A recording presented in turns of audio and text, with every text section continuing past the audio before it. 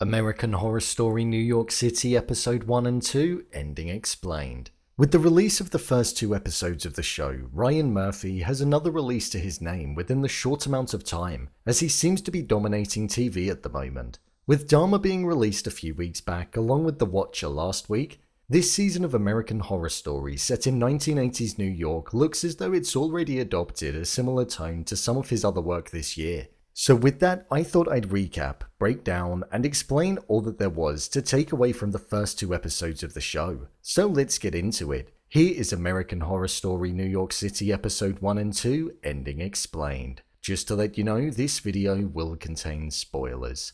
From the off, two episodes being released at the start of a season isn't necessarily unheard of, but it's something that the show is going to be doing on a weekly basis for the duration of the season. Meaning next week we'll get episode 3 and 4, and then the following week we'll get the final two episodes, episode 5 and 6. It's an interesting approach to take as it allows us to receive more in one go. But personally, I don't feel as though that's the way I like to consume a show, so it's interesting that they've gone down this route.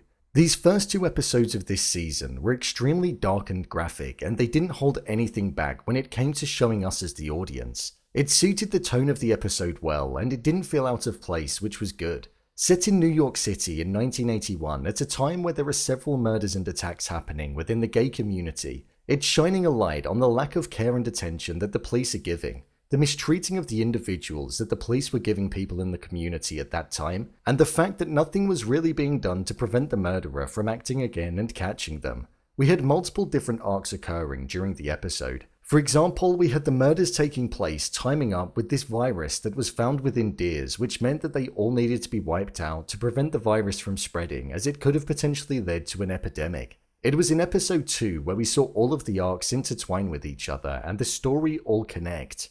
In episode 1, we were introduced to Patrick, who's a police officer who'd recently come out to his wife, but was still reluctant to come out to the police force which he was working in. We had Gino, who was a writer for a paper, and they were together. We also had Adam, who was looking for his friend Sully after going missing, and we then also had Sam and Theo, who were together and were taking photographs of individuals in the area. There were some suspicious moments that occurred amongst most of the people that appeared in the show. For example, we saw that there was an individual called Big Daddy who was the masked individual who was being spotted going around and murdering the people. But we also had Mr. Whiteley who kidnapped Gino but let him go due to his involvement in the military. And then we also had Sam who was keeping Stuart as a prisoner inside of a cage. So there was more than one person out there causing all of the disruption. Although there's only been a handful of murders, quite literally, with 6 hands being left hanging up there at the end of episode 2, I think this specific theme is from one individual, and the person who left the hands is a serial killer. But there are more people involved in other occurrences. It was said that there had been 17 attacks in recent times, so I think there's more than one person that's carrying out the attacks, as we had Big Daddy being present even though it was said that he died a few years ago, Mr. Whiteley carrying out kidnapping and murders, and Sam, who clearly has some dark traits hidden beneath his apartment. We also had a brief, strange moment where it seemed as though Patrick, the police officer, had some different things that he could be hiding. There was a moment where he was asking Gino about what all of the different bandanas meant, when in fact he had a box that was filled with all of them. I was surprised that Gino wasn't a little more frightened at the fact that he'd been lying to him when he was approached by his ex-wife. But maybe this will be something that gets addressed properly as the episodes go on.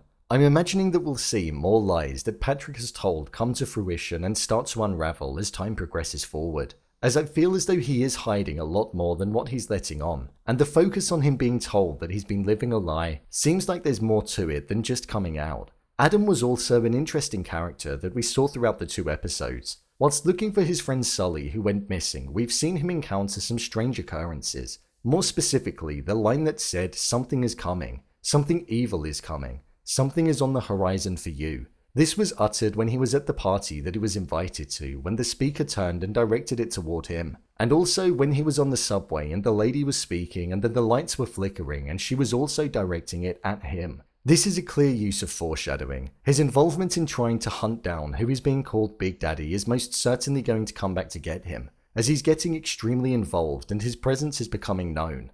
Although Big Daddy was present at Sam's apartment and it's been said that he has been killing all of the individuals in question, and he's the prime suspect, I don't know whether to believe if that's the case or not.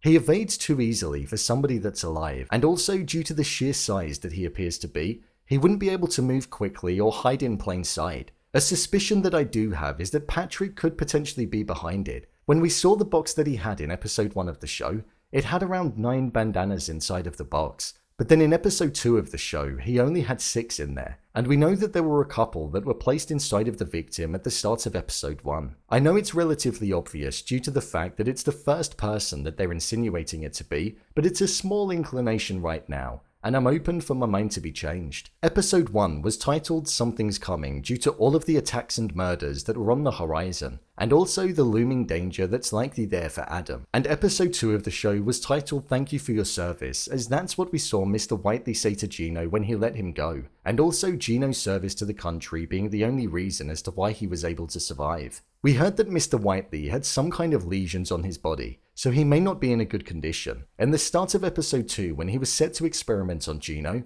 we actually learned a lot about him. We heard that he said, "I don't know why I sterilized the needles. It must be an old habit." It makes me think that he may have worked in the medical field when he was in the military. He also referenced the Viet Cong when he was talking about dislocating Gino's shoulders. The Viet Cong fought for North Vietnam and was against the United States, so he could also have maybe been held captive and tortured back then. As well, we also learnt that he's gay. As to when he referenced homosexuals, he said "we," but he seems to be harming them.